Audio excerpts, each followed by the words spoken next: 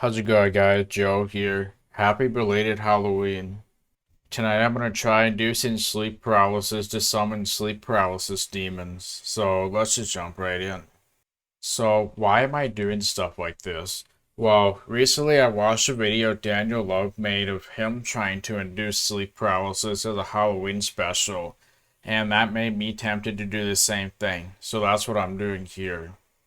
Now, I'm not going to deprive myself of sleep to induce sleep paralysis like Daniel did. I'm going to take a different approach and just do a maintained awareness attempt, or what you might know as a wake initiated lucid dream, which was defined by Stephen LaBerge. I'm just going to pay attention to my body more and notice when the sensations kick in. Sleep paralysis demons are not expected, so forget anything you may have read about sleep paralysis demons. Sleep paralysis is a normal part of sleep, but as Daniel mentions, witnessing it is not. The only reason I'm likely going to notice sleep paralysis is because I'm not going to be too focused on a particular focal point, so I likely won't be able to help but notice it. The experiences that come with it are likely just a natural part of the transition process between the dreaming state and wakefulness. For example, the weight sensation on the chest may just be a hallucination, or else it's just part of the bodily distortions that come with that transition between the states. I've never personally experienced sleep paralysis demons in my experiences, likely because I never read about it. Another part, from my understanding, is a lot of people have their eyes open during the experience, but I tend to have mine closed, so I just won't experience it as a result. And what I'm doing won't interfere with the natural transition process into the dream. So this is purely expectation based, and there's no reason to believe any of that would happen. Daniel Lowe would probably do a better job explaining sleep paralysis stuff than I would, so I would recommend checking out his video. Now, one thing I want to quickly note here is I may end up closing my eyes if I chicken out, or if I just want to turn the experience into a lucid dream and not waste the opportunity. I will also open up my eyes slowly just to make sure that I don't snap out of the state when a whole bunch of light suddenly comes in, as I've done in the past. I will also be lying on my back so that it's easier for you guys to see me, and it'll also help make my sleep lighter, because I'm actually currently sleep deprived at the moment, and that's mainly because my schedule's been absolutely crazy, and I've been trying to squeeze in hobby time at the end of the night, so I'm a little bit behind on sleep right now. I'll also have my light on because I don't have a fancy camera that can see in the dark, and it'll also be another thing that helps keep my sleep lighter, which will increase the odds of it working, in theory. I'll do the first attempt when I wake up naturally, probably about 6 hours in. I'll sleep a little first and then start the attempt when I'm closer to the next dream. Of course, it's not guaranteed to work, but I do have multiple attempts to work with, and my current approach tends to have a pretty high success rate under the right conditions, especially when my sleep is lighter. Alright, ramble over, let's get into it. Right, so we are now about 6 hours in, so I will now begin the attempt. We'll have to see how this ends up working out. I will now begin my maintained awareness attempt. To be honest, I have no idea if I just woke up from a dream or not, so I will start the attempt now and we'll just see what happens. About an hour and 13 minutes later, I finally noticed sleep paralysis kicking in when I least expected. It may or may not look like it, but I'm in sleep paralysis here. The moment I remembered what I was doing, I started opening my eyes, as you can see here.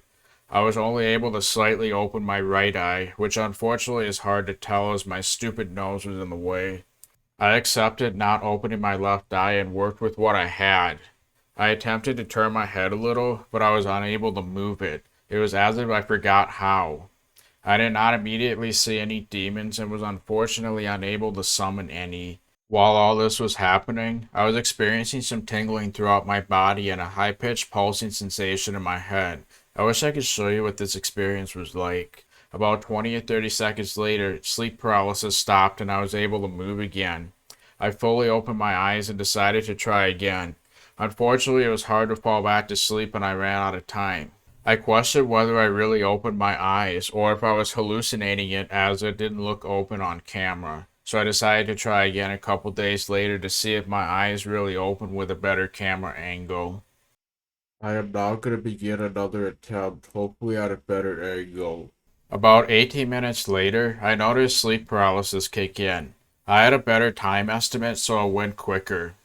This time, I raised and lowered my eyebrows to signal when it was happening, then tried to open my eyes. I could only open my right eye just enough to see the camera. I shocked myself awake when trying to put full effort into opening them all the way, so no demons there either. I had time for one more attempt before getting up, so I let myself get sleepy before doing the maintained awareness attempt. I'm going to try again, but it may take a little while to fall asleep as I shock myself awake. Let's just see what happens if I even have time. About 30 minutes after starting the attempt, I noticed when sleep paralysis kicked in again. I signaled with my eyebrows again and shocked myself awake a few seconds after trying to open my eyes. I continued feeling the precursors of nearby realm, so I tried to re-enter sleep paralysis. I focused on those precursors I was getting, and it kicked in again, but I tried opening my eyes again right away and immediately shocked myself awake. I didn't have the ability to open my eyes that time either, but oh well. So, what can we conclude from all this? Well, this shows that there's no reason to be scared of sleep paralysis, nor associate sleep paralysis with demons. I've never personally experienced sleep paralysis demons or anything like that, probably because I know that it's just a natural part of dreaming. I've never read any stories about that nonsense online, and I also tend to have my eyes closed. While I think a lot of people do the opposite of this, they read stories online, they probably have their eyes open during the experience, and have very strong expectations from hearing all these myths. I just want to remind you that I only experienced sleep paralysis because I maintained awareness and I was being extra observant of my body rather than some focal point to notice that this was occurring. Again, please watch Daniel Lowe's video on sleep paralysis for more information, as he could talk about it in a rational way more than I could. It's not natural to experience sleep paralysis. You're just more likely to notice the natural process of it occurring by being more observant with your lucid dreaming practice overall. With most focal points, you'll be so immersed in it that you likely won't notice, which is why I've been paying more attention to everything overall so that I could notice it. Conversely, focusing on something like your current running thoughts or some sort of visualization, like Daniel Love's Dream Stumbler or the Impossible Movement practice, should distract you from the entire experience so that you can have a proper transition into the dream, assuming that your eyes are closed in the first place. Personally, I like making natural and incremental movements about 20 to 30 seconds after the dream formation sensations kick in. This usually translates to the dream body, assuming I keep it natural and incremental. If there's no sensation of a dream body, I like to visualize those movements instead, which is easier than it sounds, basically being in a dreaming state. Sometimes I also like to open my eyes about 20 to 30 seconds after the sensations kick in, which usually translates to opening my dream eyes, but sometimes I accidentally open up my physical eyes if I do it too early in the process or I put in too much effort. I'm still experimenting with that a bit, so don't be afraid to experiment with lucid dreaming stuff in general. If you were hoping I would get a sleep paralysis demon in this video, I'm sorry. I probably don't even have the proper mental model for a demon, and I tend to keep it that way. Hopefully this video helps if you were previously scared of this sort of thing. So, what should I have done differently? Maybe I should have waited to open my eyes since I was very early in the process. I'm just concerned that I'm going to lose the ability to do that since the muscle atonia is kicking in. But I had a past experience a couple years ago that's very interesting. I want to talk about that real quick. So basically, I was in the dream formation state experiencing auditory hallucinations. It sounded like someone was talking on the radio essentially. And about 30 or 40 seconds into it, it just seemed like the dream wasn't going to form at all. So I decided to try opening up my eyes and that took about 10 to 15 seconds because my eyes felt like they were glued shut. But eventually I got them open, and interestingly, the auditory hallucinations were still happening despite that. So I decided to turn my head to look at my alarm clock and see what time it was, and the auditory hallucinations were still going somehow. But eventually, after that, it just stopped and I got up for the day. So I thought that was interesting how, despite the fact that I had some control over my physical body, I was still in the dreaming state essentially, having that auditory hallucination. So, based on that, maybe what I need to do is just wait like 20 to 30 seconds before I try to open up my eyes and summon the demon. I may have just been too early in the process. But according to that experience a couple years ago, I think it should still technically be possible to open them up. I'm just concerned about being able to do that, but maybe all I need to do is just try it and see what happens.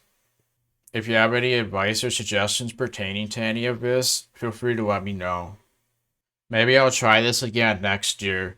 I probably end up having an easier time summoning a sleep paralysis angel instead.